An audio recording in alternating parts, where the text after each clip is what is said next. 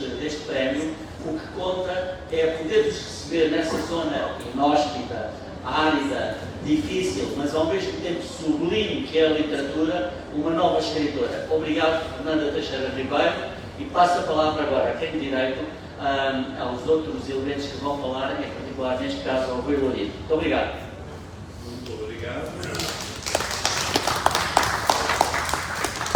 Não é de forma alguma uma parte secundária, é até uma parte estrategicamente nevrálgica para levar ao conhecimento do público aquilo que é escrito, primeiro hoje em dia em computador, antigamente à mão, mas é fundamental o papel do editor quando tem a sensibilidade, como o Manuel Fonseca, para arriscar em jovens que observam a primeira vez são alvo de um prémio literário, o que não é fácil.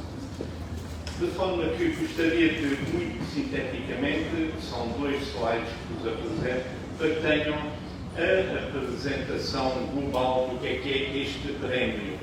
É um prémio que vai na sua 8ª edição e que recebe, é o único que tem esta amplitude, prémio de revelação literária de todo o espaço da lusofonia, é o único que tem esta amplitude que de 200, 300 a 800 obras anualmente nos chegam e que são seriadas e analisadas, e 10 são escolhidas pelo nosso crítico literário, poeta, professor universitário António Carlos Cortês, que aqui nos dá a honra de estar presente e fazer a apresentação. Este prémio recebeu obras de N países, portanto, à volta de, já temos recebido de 22 países, da Ásia, Macau, China, por exemplo, da África, todos os países de língua portuguesa, da América, do Canadá, Estados Unidos, do Chile, da Europa, países como a Alemanha, a Bélgica, a França, a Espanha, a Itália, enfim, não vou dizer os outros, a Polónia, a Rússia. O Brasil é sempre o país que nos envia maior número de candidaturas. É mais de 50% são do Brasil, mais de 60% até, muitas das vezes. Mas este prémio tinha como objetivo a UCLA, União das Cidades Capitais de Língua Portuguesa, chamado Jovens para a Experiência da Literatura. Isso foi totalmente conseguido porque cerca de 60% são jovens e cerca de 40% são mulheres. Portanto, estes 2 objetivos são conseguidos e os géneros literários são normalmente mais prosa do que a poesia. Estes objetivos tendo sido conseguidos, eu passava a palavra ao secretário-geral da UCLA, Dr. Vítor Ramalho, que desde a primeira hora não só concordou, como tem incentivado esta organização do prémio. Muito obrigado.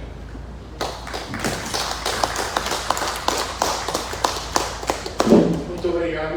Eu, antes de mais, dirijo-me aqui à Fernanda Teixeira Ribeiro, que é a autora deste belo romance que nós hoje temos a oportunidade de apresentar publicamente. Ela é uma jovem, como podem ver, e tal como foi referido aqui pelo Sr. Dr. Lima, que eu saúdo também, é uma obra que vai marcar também, mais uma vez, aquilo que eu procuro difundir, que no fundo tem a ver com a língua portuguesa e com todos aqueles que não tendo tido a possibilidade de apresentarem obras e divulgarem-nas ou fazem pela primeira vez. No caso dela, teve o prémio, e justo prémio, que aqui o António Carlos Cortês, que eu também saúdo, depois falará apropriadamente. Queria também saudar aqui o Manuel Fonseca, que é um vivo amigo, que é quem dirige a editora Guerra e Paz, que é quem divulga os prémios da UCLA. E queria também saudar as colaboradoras da UCLA e minhas colegas que vieram aqui também, e desde a primeira hora, têm esta função de apoiar administrativamente e divulgar também as obras que são publicadas como desde logo a Filomena Nascimento, mas também a Ana Gala Carvalho, a Ana Gala Rebelo, Carolina, que veio aqui connosco também, está aqui também à frente, chegou recentemente da China, onde fez um trabalho notável que ela tinha notado a referenciar e com o reconhecimento da minha parte grande. Ora bem, nós estamos aqui por uma razão importantíssima que tem a ver com a língua que é comum a todos os povos da língua portuguesa. E este prémio deve-se muitíssimo ao trabalho que o Dr. Belurido, desde a primeira hora, incentivou que fosse levado à prática. É a 8ª edição.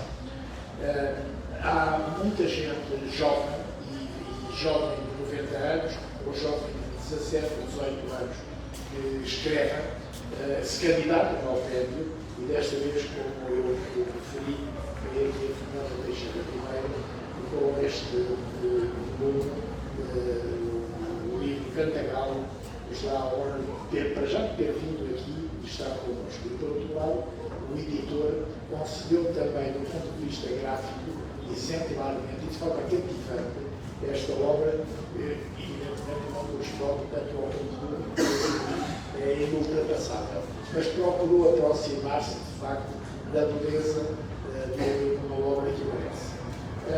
Esta é a 8ª edição, como o Lito já referiu.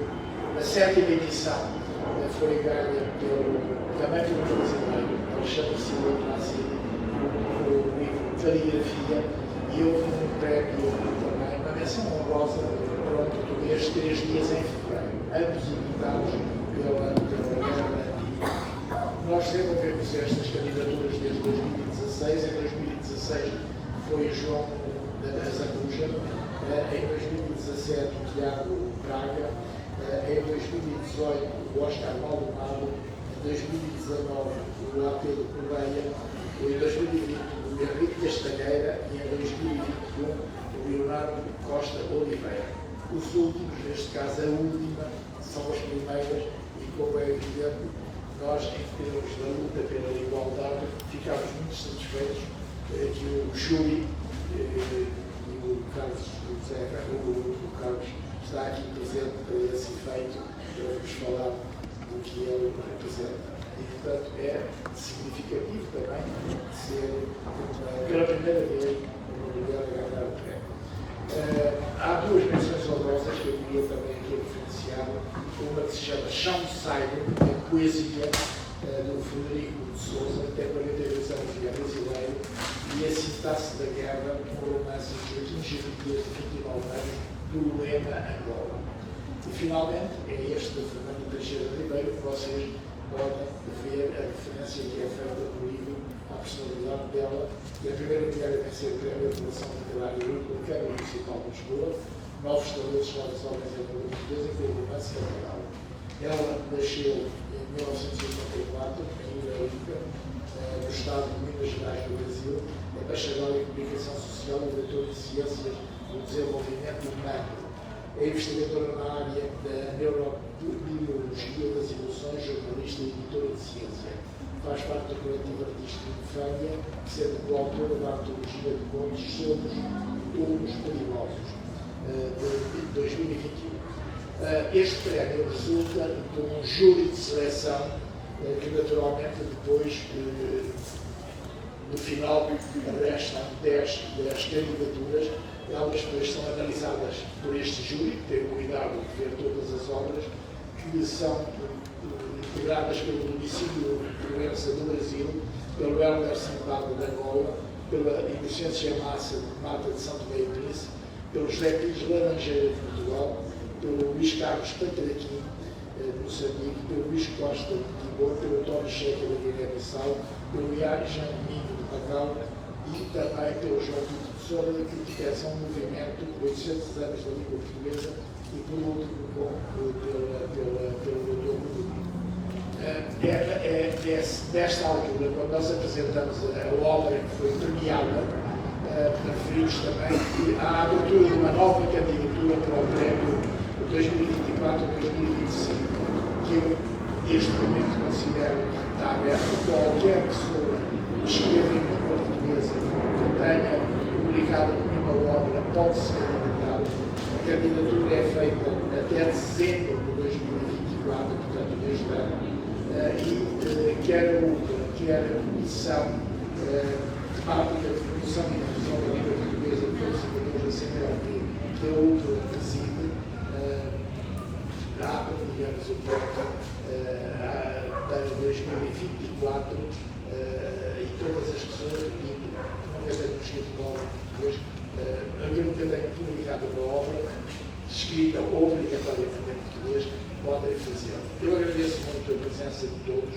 repito, particularmente do Manuel da Fonseca, tem sido um estímulo sobre a colaboração connosco na periferia, naturalmente aqui é premiada o João Carlos Cortês e há o Tony Cheta, que está ali também, que é um escritor que faz parte integrante do jogo de seleção, e há pessoas que, infelizmente, por efeito das alterações climatéricas e tinham obrigações a fazer fora de Lisboa, não puderam estar presentes. É o caso do Sr. Embaixador da Missão de Argolas do CPLP, que agora mesmo vou dizer que não podia estar presente,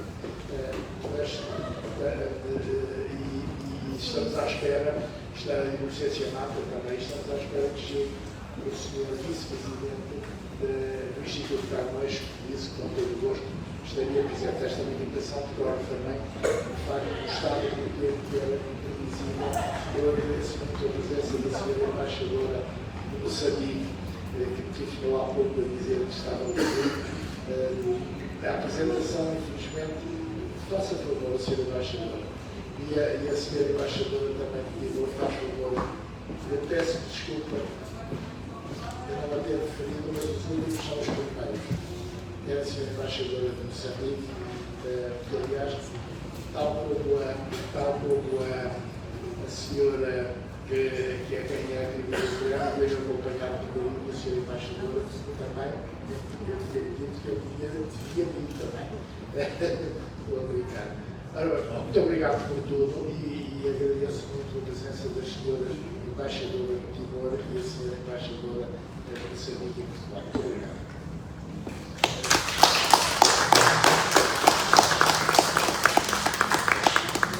Tem agora a palavra o crítico literário, professor universitário e poeta António Carlos Cortês.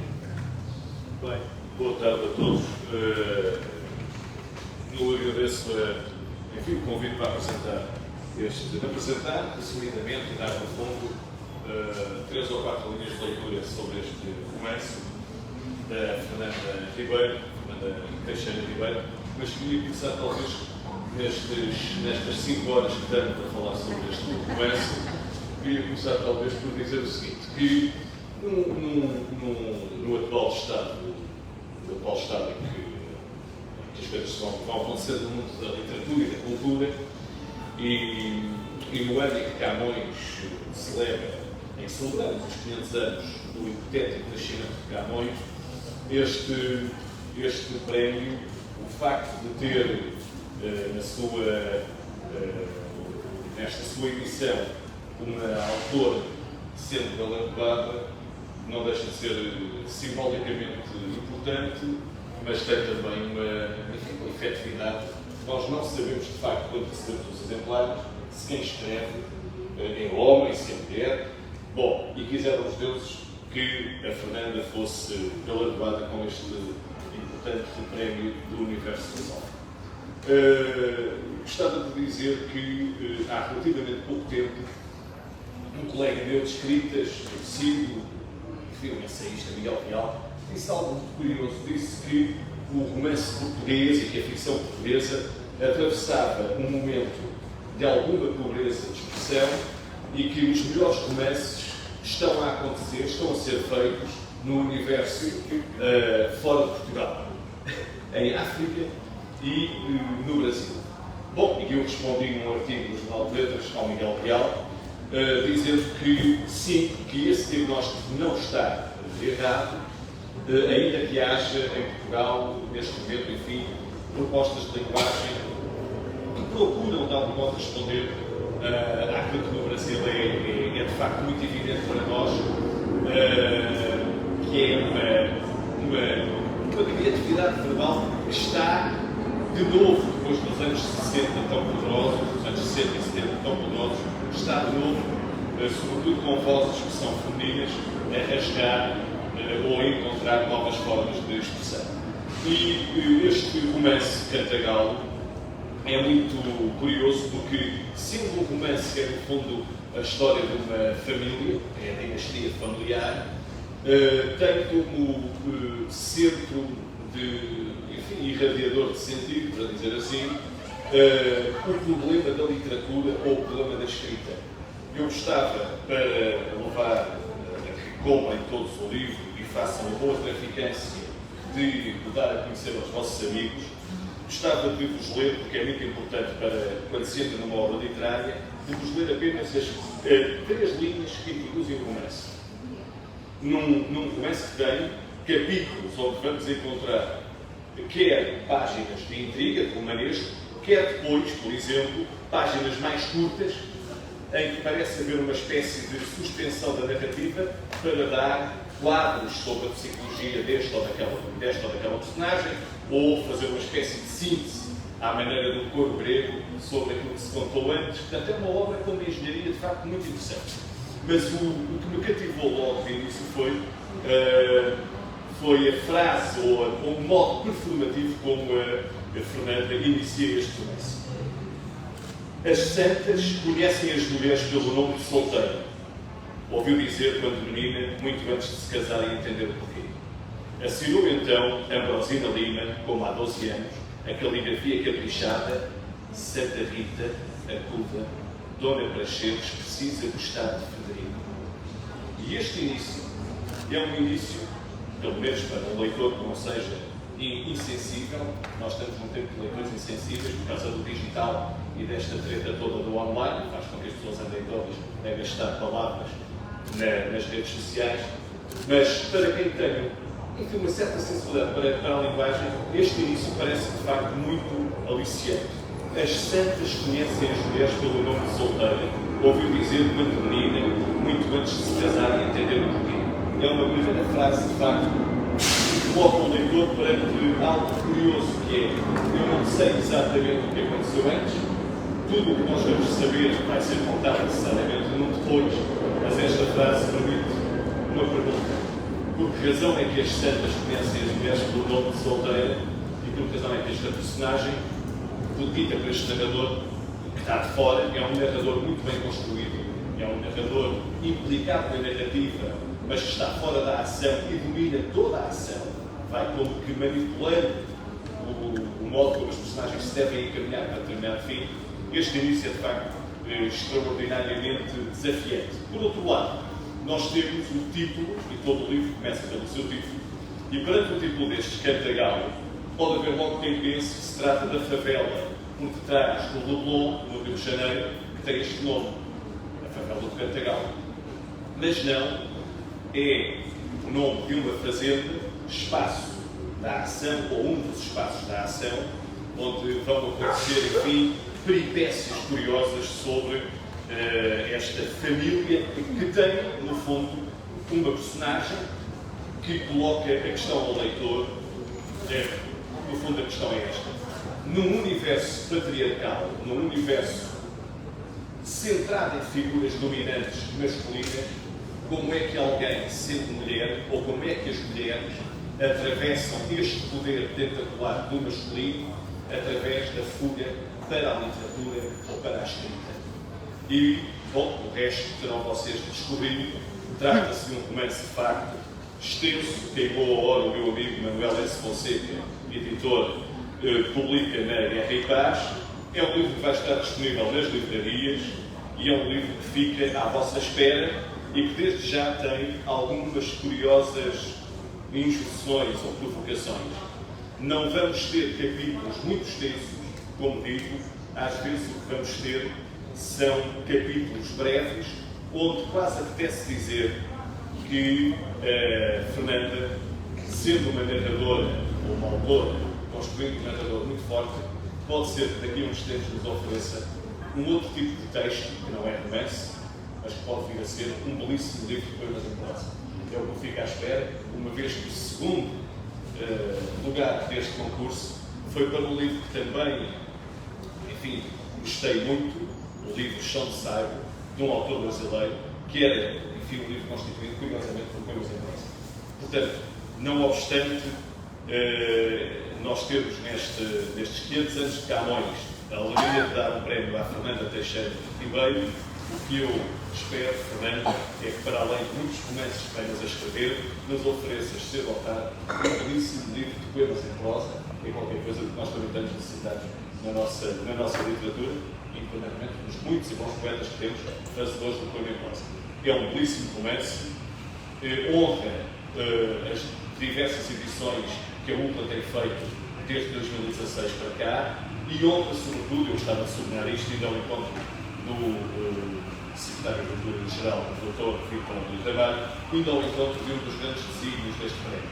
Dar a conhecer autores dos 8 aos 80, se me é permitida a expressão, autores que encontram na UPLA e encontram na Guerra e Paz duas casas onde podem, de facto, dar a conhecer o seu imaginário verbal e propor à língua portuguesa um espaço que nos ofre verdadeiras propostas desafiantes de língua, linguagem, pensamento, num tempo, deve-se dizer, que é um tempo adverso à cultura, um tempo adverso à literatura, e daí ficamos todos contentes, congratularmos todos com mais esta edição e desejar longa vida à UPLA, à Guerra e Paz e a todos os leitores que descobrem estes livros nas livrarias, e este chegará, de ser, em pouco tempo, às livrarias.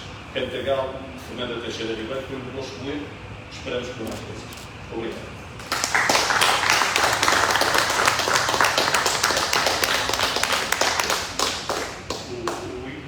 Nas livrarias, nomeadamente aqui na Feira do Livro, no próprio pavilhão da Guerra e Paz, e desejo à autora Fernanda Ribeiro que aconteça como o primeiro vencedor do prémio em 2016.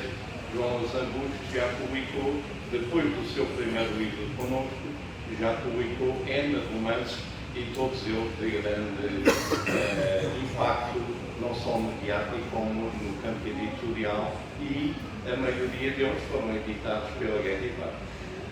Fernanda Ribeiro tem falado. Eu pedi a permissão para ler, que eu acho que fará mais sentido. Eu vou começar a minha fala dizendo que eu tenho um orgulho enorme de falar português. Eu considero uma felicidade ser uma pessoa lusófona. Eu considero uma felicidade poder pensar, nomear sentimentos, estruturar meu pensamento em uma das muitas variações do português brasileiro, que é o português que se cria e se recria todos os dias no vasto território do meu país. Como estamos em um evento da União das Cidades Capitais de Língua Portuguesa, eu me sinto à vontade para falar de maneira breve sobre essa variedade linguística. O português falado no Brasil carrega a memória de muitas outras línguas nele, de línguas que não morreram, infelizmente, mas foram extintas ao longo dos últimos 5 séculos. Centenas de línguas faladas pelos povos originários do Brasil e outras tantas línguas do continente africano que se fundiram ao português oficial. Uma fusão que, todos sabemos, não foi pacificadora, mas carregada de violência e de silenciamentos. O português brasileiro guarda muitos silêncios.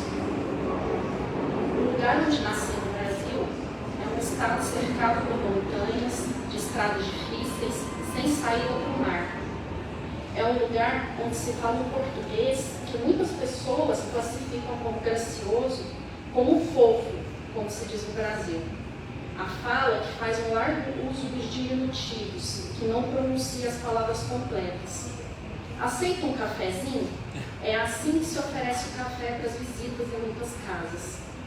Existe uma anedota que diz que esse modo de falar surgiu porque as pessoas andavam com diamantes escondidos na boca e uma faca escondida atrás das costas. Por isso, a comunicação precisava ser rápida. O final das palavras era omitido da pronúncia e havia uma preocupação central, por isso os diminutivos. A fala precisava soar inofensiva. Inofensiva. Eu gosto dessa palavra para definir o linguajar do meu estado. Inofensivo. O estado onde houve um dos sistemas de escravidão mais violentos da lusofonia, onde a vida útil de um africano escravizado não passava dos 10 anos, onde se colocavam crianças para cavar as minas de diamante nos lugares mais inacessíveis por causa do tamanho, inofensivo. O português do meu estado, Minas Gerais, surgiu e se desdobrou assim. É essa linguagem na qual se fez este livro, Cantagalo, meu primeiro romance surgido de silêncios coletivos e individuais. Essa linguagem, de um estado sem saída para o mar, atravessou o Oceano Atlântico, graças a esta belíssima iniciativa da União das Cidades Capitais de Língua Portuguesa e da Câmara Municipal de Lisboa. Um prêmio de revelação literária voltado para autores não publicados, inéditos para o público leitor e para a comunidade literária. Uma oportunidade única e sem equivalente para novos autores. Uma oportunidade de celebrar a diversidade da língua portuguesa. Por isso, eu agradeço à UCLA, ao Sr. Antônio Cortez e aos membros desse seleto júri pelo olhar sensível que tiveram em relação ao meu livro. Agradeço à editora Guerra e Paz, representada aqui pelo Sr. Manuel Fonseca, pelo excelente e respeitoso trabalho de edição, revisão, design gráfico e divulgação do livro. Deixo meus cumprimentos também a todos os inscritos no prêmio, em especial aos escritores que receberam as menções honrosas. Joaquim Jumbo, de Angola, com o romance Sintaxe da Guerra, e o brasileiro Frederico de Souza, que também é de Minas Gerais, como eu, autor do excelente livro de poemas Chão de Saiba, que já está à venda no Brasil. Por fim, eu me alegro especialmente em ser a primeira mulher a receber essa premiação. Tem uma palavra que está muito em voga no Brasil, que é empoderamento. Eu acho uma palavra muito bonita, pois ela traz o significado de compartilhar poder. Poder de ser, poder de estar nos lugares. É isso que sinto que recebi da UCLA com este reconhecimento. Obrigada por me ouvirem e que esse caminho seja percorrido por muitas outras mulheres e escritoras da lusofonia.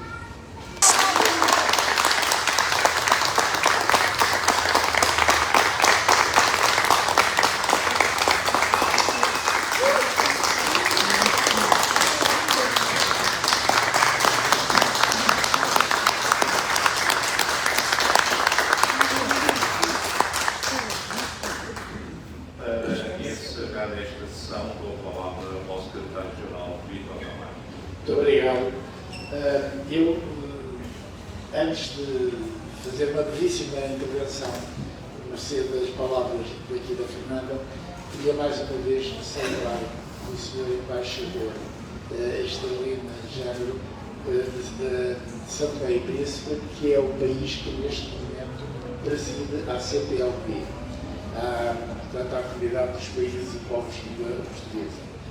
Mais uma vez também à Sra. Embaixadora Stella Pinto, de Moçambique, que aliás está cá há relativamente pouco tempo, mas seguramente vai ficar muito tempo pelo intercruzamento dos povos de Moçambique e de Portugal. E também a representante da Sra. Embaixadora Isabel Guterres de Timor, que eu também saúdo calorosamente. Muito obrigado pela vossa presença. Eu estava a ouvir aqui a Fernanda e devo dizer o seguinte: nós da língua portuguesa somos um caso. Eu vim hoje de Coimbra, e houve de manhã uma cerimónia da Associação das Universidades de Língua Portuguesa e também da Associação Nacional das Assembleias Municipais, que conjugaram esforços para se falar da língua portuguesa e, sobretudo, dos municípios, das prefeituras. E eu, quando saí, passei, faço sempre isso, por um estabelecimento que há dentro da Universidade de Coimbra, que tem ofertas muito significativas e baratas e vocativas da Universidade. E eu parei-me com o tal pequenino de José Bonifácio da Silva. O José Bonifácio da Silva foi um professor biólogo universitário de Coimbra que integrou a comitiva de 15 mil pessoas da corte portuguesa que foi para o Brasil. E ele teve um papel determinante na Constituição brasileira, como a Fernanda sabe, e, portanto, esta relação da primeira Constituição brasileira que deu, aliás, lugar a que o primeiro imperador do Brasil, da independência, fosse também depois rei de Portugal, que é o Dom Pedro IV. Portanto, esta simbiose histórica é verdadeiramente invulgar. E mais invulgar é quando nós pensamos que o homem que deu lugar a um feriado do Brasil, portanto, como institucionando, ou institucionalizando, melhor, a marca da heroicidade. E ele é português, como você sabe, o Tiradentes, que aliás morreu em Minas Gerais, ele foi assassinado em Minas Gerais. Chama-se Tiradentes porque ele era médico Tiradentes, tirava os dentes, era major. E é português, como o José Bonifácio David da Silva era de facto português. E portanto esta relação eu podia estender a São Tomé e Príncipe, a Moçambique, com escritores de referências históricas e com homens que marcaram a mulheres a São Tomé e Príncipe. Eu ainda conhecia a do Espírito Santo, o Francisco José Tenreiro também, olha, a Manuela Margarida, que trabalhou comigo muitos anos aqui em Portugal. Moçambique a mesma coisa, mas é mesmo a mesma coisa. Portanto, nós estamos aqui por uma causa comum, que a todos nos conduz a que expressamos pela mesma língua, escrevamos da mesma forma. Numa língua que é a quarta língua ou a quinta mais falada do mundo. A primeira do Atlântico Sul, muito por causa do Brasil, mas também por causa de São Tomé e Príncipe, de Cabo Verde, que pertence ao Atlântico, da Guiné-Bissau. É a primeira língua do Atlântico Sul e neste mundo global isto é uma força imensa que nós temos que aprofundar. Eu dizia hoje, para terminar, ao Sr. Embaixador, ao Diretor-Geral da CPLP, que esteve comigo em Coimbra, dizia-lhe, olha, nós temos que ver como é que ainda se aprofunda mais isso a partir da sociedade civil, porque neste mundo multipolar, em que nós não temos influência hegemónica, mas temos uma fronteira comum que é o mar. É verdade, é a fronteira comum de todos os nossos países. E o que isso representa é se nos unirmos para a defesa das influências hegemónicas à escala planetária, que não desapareceram depois do desaparecimento da bipolaridade ou da unipolaridade. Não desapareceram. E, portanto, é esta força que nós temos que afirmar através da língua. Portanto, Fernanda, muito obrigado. Como tenho, é a segunda vez que venho a Portugal. E, portanto, nós acolhemos da maneira meritória e fraterna como se deve, e também ao seu marido, que eu não sei se é a primeira vez que venho a Portugal. Também é a segunda. Pronto. Muito obrigado por tudo. Obrigado pela vossa presença. António Carlos Cortês, muito obrigado por ter estado aqui connosco. E ao Manuel Fonseca também. Obrigado. E a vossa presença. Muito obrigado. E leiam o livro, que vale mesmo a pena. Vale mesmo a pena. Obrigado.